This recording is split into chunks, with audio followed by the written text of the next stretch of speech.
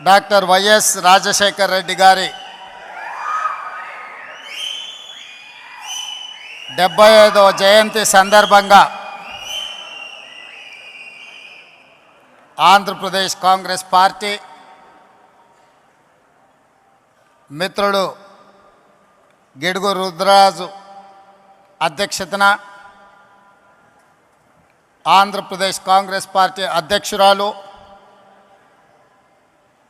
Doctor YS Rajasekhar Reddy గారి కుమార్తె ఈ రాష్ట్ర అధ్యక్షురాలుగా ఈ కార్యక్రమాన్ని ఏర్పాటు చేసి ఈ కార్యక్రమంలో శ్రీ రాహుల్ గాంధీ గారిని ముఖ్య అతిథులుగా పాల్గొనమని ఆహ్వానించడం జరిగింది. ప్రాథమికంగా రాహుల్ గాంధీ గారు ఈరోజు ఈ సమయంలో ఈ కార్యక్రమంలో పాల్గొని డాక్టర్ వైఎస్ రాజశేఖర్ రెడ్డి గారి 75వ జయంతి వేడుకలలో మీ అందరి మధ్యన ఉండాలని వారు భావించారు. కానీ మణిపూర్లో ఉన్న ప్రత్యేక పరిస్థితుల్లో ఏఐసిసి కాంగ్రెస్ పార్టీ అధ్యక్షుడు మల్లికార్జున్ ఖర్గే గారి ఆదేశాల మేరకు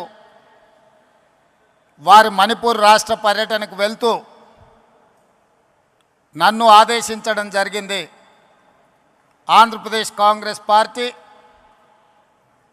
శ్రీమతి షర్మిలమ్మ గారు ఏర్పాటు చేసిన కార్యక్రమంలో నా ప్రతినిధిగా మీరు పాల్గొని మన వైపు నుంచి సంపూర్ణంగా గాంధీ కుటుంబం ఎప్పుడూ వైఎస్ఆర్ కుటుంబానికి ఆంధ్రప్రదేశ్ కాంగ్రెస్ పార్టీ కార్యకర్తలకు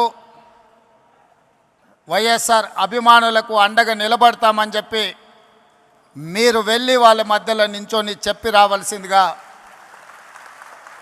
రాహుల్ గాంధీ గారు నన్ను ఆదేశించడం జరిగింది. నాతో పాటు ఈ కార్యక్రమంలో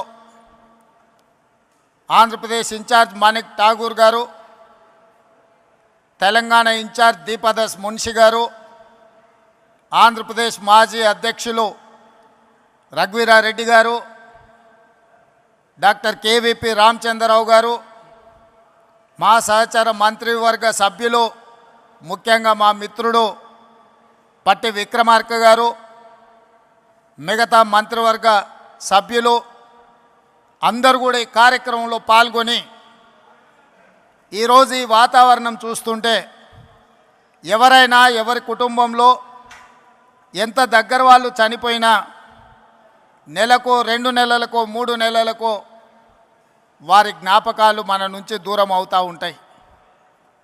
కానీ డాక్టర్ వైఎస్ రాజశేఖర రెడ్డి గారు మన నుంచి దూరమైన 15 సంవత్సరాలైనా వారి జ్ఞాపకాలు ఇంకా మన మదిలో మెదులుతున్నాయి. వారిని శాశ్వతంగా మనం గుర్తుపెట్టుకున్నాము అంటే వారు నాయకుడుగా, సంక్షేమ సృష్టికర్తగా, అభివృద్ధి రాష్ట్రంగా నాడు ఉమ్మడి ఆంధ్రప్రదేశ్ను తీర్చిదిద్దడమే కాకుండా ప్రతి ఒక్క మన కుటుంబ సభ్యులలో ఒక కుటుంబ సభ్యుడిగా వారు మనలో బలమైన ముద్ర వేసిండ్రు. కాబట్టే ఈరోజు ఈ వేదిక మీద ఉన్న వాళ్ళు నిన్నగాక మొన్న వైఎస్ఆర్ గారిని కలిసినట్టు, ఆ కలిసినప్పుడు జరిగిన చర్చలను ఇక్కడ ప్రస్తావించినట్టుగా ఉండవల్లి అరుణ్ కుమార్ గారి నుంచి మొదలు పెడితే మాట్లాడిన వక్తలందరూ కూడా ఆనాటి జ్ఞాపకాలను ఈరోజు ప్రస్తావించారు. ఇది చాలా అరుదైన సందర్భం, అరుదైన అంశం. ఎంత గొప్ప నాయకుడైనా కొంతకాలానికి కాలక్రమేణా ప్రజల మదిలో నుండి దూరం అవుతూ ఉంటారు.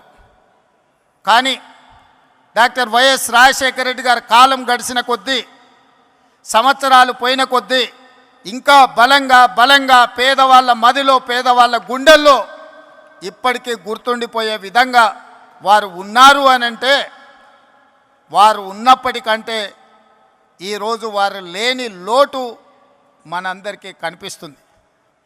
కొన్నిసార్లు వ్యక్తులు ఉన్నప్పుడు వాళ్ళ గొప్పతనం మనకు అర్థం కాదు. కొన్నిసార్లు వాళ్ళు మనకు దూరం అయినప్పుడు, మనం వాళ్ళని కోల్పోయినప్పుడు వాళ్ళ విలువ తెలుస్తుంది.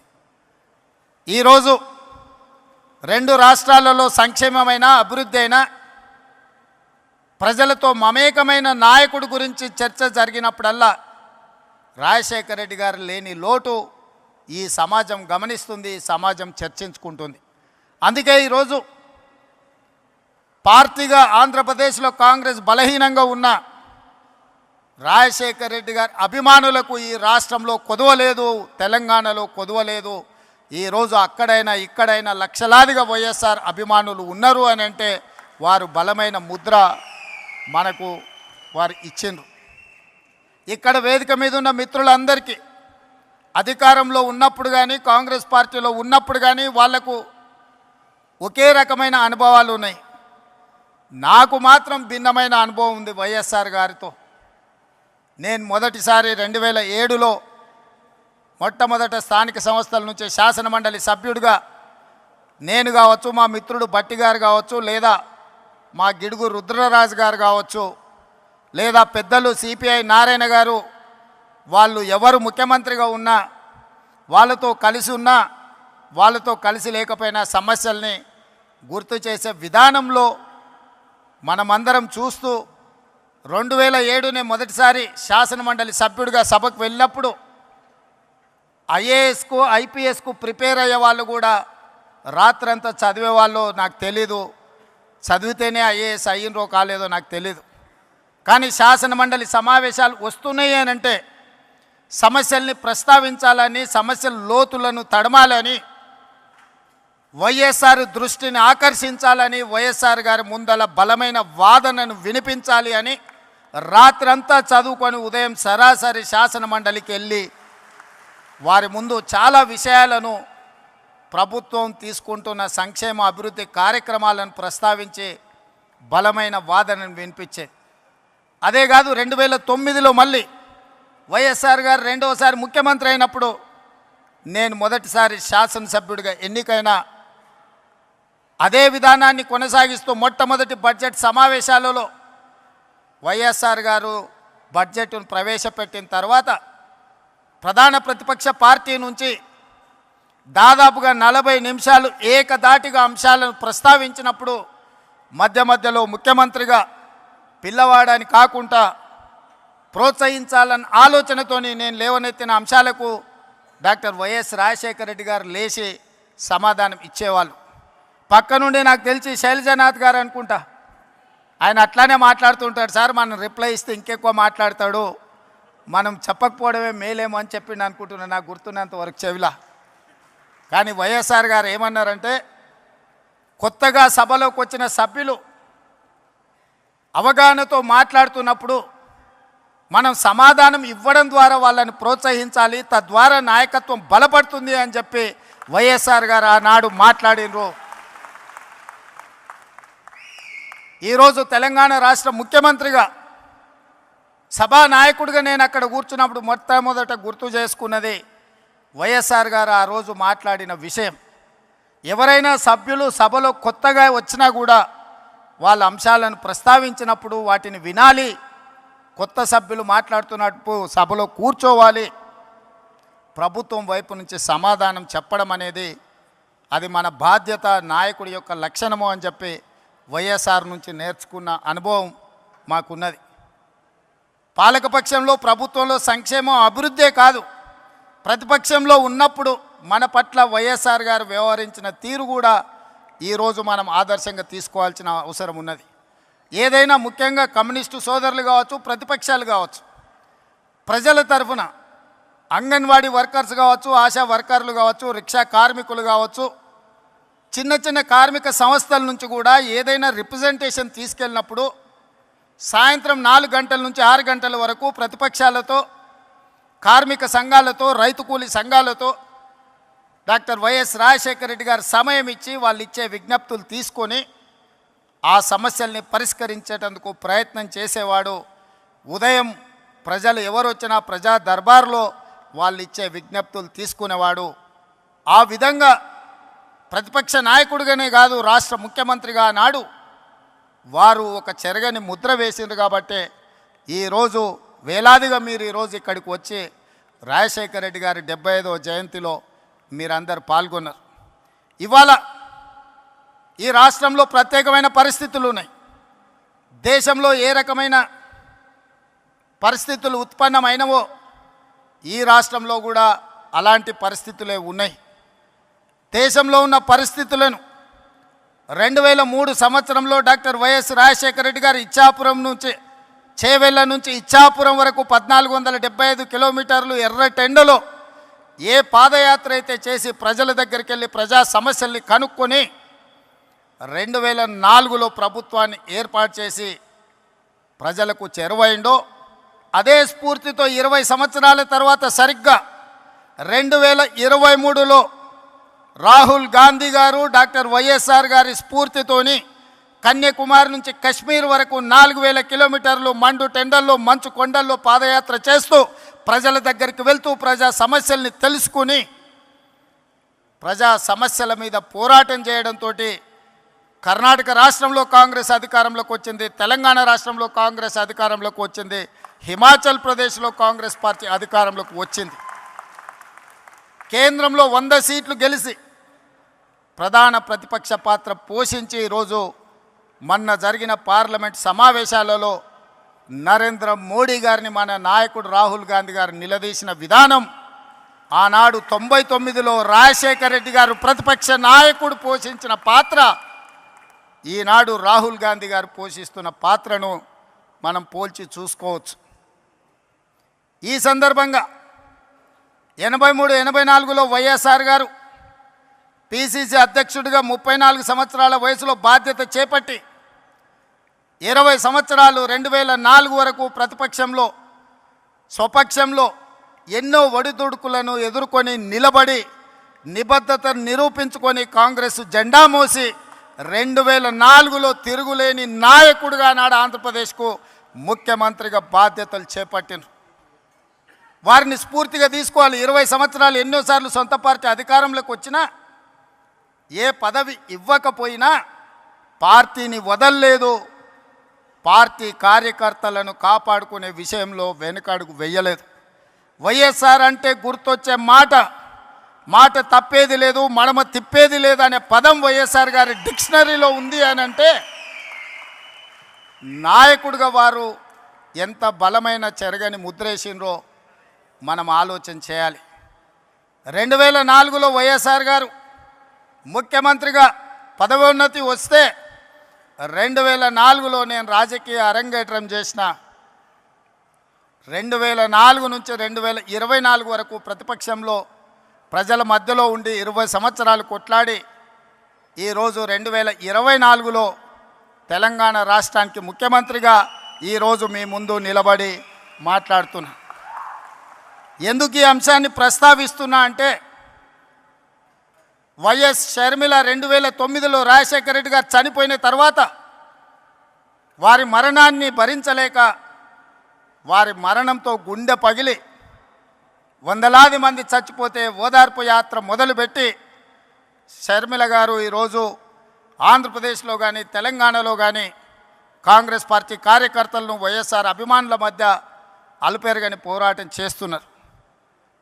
ప్రతి పోరాటానికి ప్రతి అడుగుకు ఒక సమయం సందర్భం వస్తుంది, ప్రజలు తీర్పిస్తారని నేను బలంగా నమ్ముతున్నా. 2009 నుంచి నాడు షర్మిల గారు కాంగ్రెస్ పార్టీ అధ్యక్షురాలుగా 2024లో బాధ్యత వహించారు. ఈనాడు ఆంధ్రప్రదేశ్లో ఉన్న పరిస్థితులు, ఇక్కడ జరుగుతున్న పరిణామాలను చూస్తుంటే 2009లో వైఎస్ఆర్ గారు ఎట్లయితే రెండోసారి అధికారంలోకి తీసుకొచ్చిండో 99లో ప్రధాన ప్రతిపక్ష నాయకుడిగా వారు ఏ పాత్ర అయితే పోషించిండ్రో 99లో ఆనాడు డాక్టర్ వైఎస్ రాజశేఖర రెడ్డి గారు ప్రధాన ప్రతిపక్ష నాయకుడిగా రాణించి సమస్యల మీద కొట్లాడి కాంగ్రెస్ 2004లో అధికారంలోకి రావడానికి పునాదులు వేసిండో ఈరోజు ఈ వేదిక మీద నుంచి నేను స్పష్టంగా ఆంధ్రప్రదేశ్ ప్రజలకు ఒక మాట చెప్పదలుచుకున్నా. 99లో రాజశేఖర రెడ్డి గారు ప్రధాన ప్రతిపక్ష నాయకుడిగా పోషించిన పాత్ర ఈనాడు వైఎస్ షర్మిల మీ తరఫున నిలబడుతుంది, మీ తరఫున కొట్లాడుతుంది. ప్రజల గొంతుకై ప్రజా సమస్యల మీద మాట్లాడుతుంది. 99 రాజశేఖర రెడ్డి గారి స్ఫూర్తిని ఈనాడు షర్మిల కొనసాగిస్తుందని సంపూర్ణమైన విశ్వాసం నాకున్నది. 99లో వైఎస్ఆర్ను చూసిన చాలామంది పెద్దలు ఈ వేదిక మీద ఉన్నారు, ఉమ్మడి రాష్ట్రంలో ప్రజలు ఉన్నారు. 99లో వైఎస్ఆరే ఇవాళ వైఎస్ షర్మిల ప్రధాన ప్రతిపక్ష నాయకురాలుగా పనిచేస్తుందని చెప్పి నేను ఈ సందర్భంగా మీకు అందరు తెలియజేస్తాను. ఈరోజు ఈ రాష్ట్ర రాజకీయాల గురించి నేను ఎక్కువ మాట్లాడాను, కానీ ఒక్క మాట అయితే చెప్పదలుచుకున్నా. ఈ రాష్ట్రంలో బీజేపీ అధికారంలో ఉంది. బీజేపీ అంటే బాబు, జగన్, పవన్. ఈ రాష్ట్రంలో ప్రతిపక్షం లేదు. ఈ రాష్ట్రంలో ఉన్నది మొత్తం పాలక పక్షమే. బాబు గారు మోడీ పక్షమే, జగన్ గారు మోడీ పక్షమే, పవన్ గారు మోడీ పక్షమే. మరి అంతా పాలక పక్షమైనప్పుడు ప్రతిపక్ష పాత్ర ప్రజా సమస్యల మీద మాట్లాడాలి, నిలదీయాలి, కొట్లాడాలి అని అంటే ఒక నాయకులు కావాలి. ఆ నాయకురాలే వైఎస్ షర్మిల. ఈ ఆంధ్రప్రదేశ్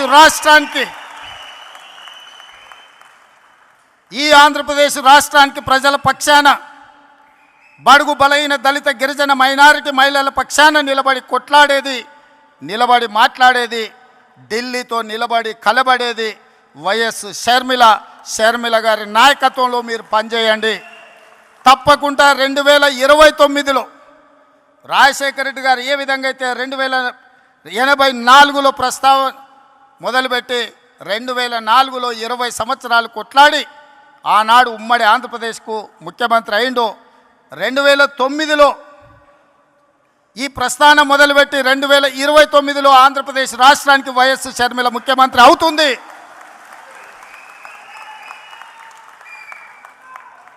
కార్యకర్తల త్యాగం, వైఎస్ షర్మిల పోరాటం ఊరికే పోదు. ప్రజలు నిశితంగా గమనిస్తున్నారు. 2029లో ఈ దేశానికి రాహుల్ గాంధీ గారు ప్రధానమంత్రి అవుతారు. ఆంధ్రప్రదేశ్లో కాంగ్రెస్ పార్టీ అధికారంలోకి వస్తుంది. ఇదే వైఎస్ఆర్ చివరి కోరిక. ఈరోజు చాలామంది ఆయన పేరు మీద అన్ని రకాల లబ్ధి పొందినారు. కుటుంబ సభ్యులుగా వారసత్వం రాదు. ఆశయాలను మోసినప్పుడే వారసత్వం వస్తుంది. ఆశయాలను మోసే వాళ్ళనే వారసులుగా ఈరోజు మనం గుర్తించాలి, గౌరవించాలి. వైఎస్ఆర్ ఆశయం ఈ దేశంలో కాంగ్రెస్ బలంగా ఉండాలి, బడుగు బలైన దళిత గిరిజన మైనారిటీ మహిళల్ని ఆదుకోవాలి, హక్కున చేర్చుకోవాలి అనే ఆలోచనతో రాహుల్ గాంధీ గారు ప్రధానమంత్రి కావాలన్నదే వైఎస్ఆర్ గారి ఆలోచన. మరి ఈరోజు ఆంధ్రప్రదేశ్ ప్రజలు నేను అడుగుతున్నా, వైఎస్ఆర్ అభిమానులను నేను అడుగుతున్నా, వైఎస్ఆర్ పేరు మీద రాజకీయ వ్యాపారం చేసేవాళ్ళు ఆయన వారసులా, లేకపోతే నిజంగా వైఎస్ఆర్ గారి ఆశయం కోసం కష్టపడుతూ, ప్రతి ఒక్కరికి తెలుసు, బడికెళ్ళే పిల్లగానికి కూడా తెలుసు ఆంధ్రప్రదేశ్లో కాంగ్రెస్ అంటే గెలుచుడు కష్టం సార్, సర్పంచ్ అయినా అని. సర్పంచ్ గెలవడానికి కష్టమైనా పర్వాలేదు, నేను కష్టపడతా అని ముళ్ళబాట ఎన్నుకున్నది వైఎస్ షర్మిల. కాంగ్రెస్ పార్టీ జెండా మోస్తుంది అని అంటే కేవలం వైఎస్ఆర్ ఆశయాన్ని కొనసాగించడం కోసమే ఈరోజు వైఎస్ షర్మిల బాధ్యత తీసుకున్నారు. తెలంగాణ రాష్ట్ర ముఖ్యమంత్రిగా, తెలంగాణ కాంగ్రెస్ పార్టీ అధ్యక్షుడిగా గాంధీ కుటుంబానికి వారిచ్చే ఆదేశాలను పాటించేవాడిగా 100% మీకు అందరికీ అండగా నిలబడతాం. షర్మిల గారికి తోడుగా నిలబడతాం. ఆంధ్రప్రదేశ్లో కాంగ్రెస్ను గెలిపించడానికి, కాంగ్రెస్ పార్టీ కార్యకర్తలను కాపాడుకోవడానికి, ఎలాంటి కార్యాచరణ తీసుకోవడానికైనా మేము సిద్ధంగా ఉన్నాం. నా మంత్రివర్గం అందరూ ఈరోజు ఇక్కడికి వచ్చిండ్రు అని అంటే మేమందరం అండగా నిలబడతామని చెప్పడానికే మంత్రివర్గాన్ని మొత్తం తీసుకొని వచ్చిన ఇక్కడికి. నేను ఒక్కనే వచ్చి ఉండొచ్చు, లేదా రాహుల్ గాంధీ గారు పంపించినట్టు సందేశాన్ని కూడా పంపించుండొచ్చు.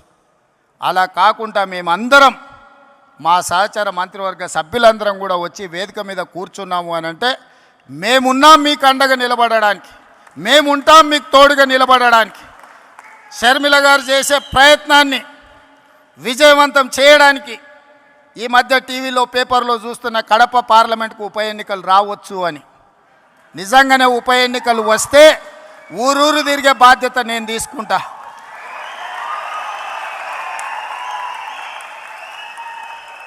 కడప పౌరుషాన్ని ఢిల్లీకు చాటే సందర్భం వస్తే కడప జిల్లా వాసుల తరఫున కాంగ్రెస్ పార్టీ జెండా మోయడానికి గల్లీ గల్లీ తిరగడానికి అక్కడి నుంచే ఎక్కడైతే పోగొట్టుకున్నామో అక్కడనే వెతుక్కోమని పెద్దలు ఏదైతే చెప్పినరో, ఏ కడప జిల్లాలో కాంగ్రెస్ పార్టీకి దెబ్బ తగిలిందో అదే కడప జిల్లా నుంచి కాంగ్రెస్ పార్టీ జెండాను ఎగరేసి ఆ గడ్డ మీద నుంచే పోరాటం మొదలు పెడదాం. మీరందరూ కలిసి రండి, మేము అండగా నిలబడతామని తెలియజేస్తూ మీ అందరి దగ్గర సెలవు తీసుకుంటున్నా. జై కాంగ్రెస్, జై కాంగ్రెస్, జై కాంగ్రెస్.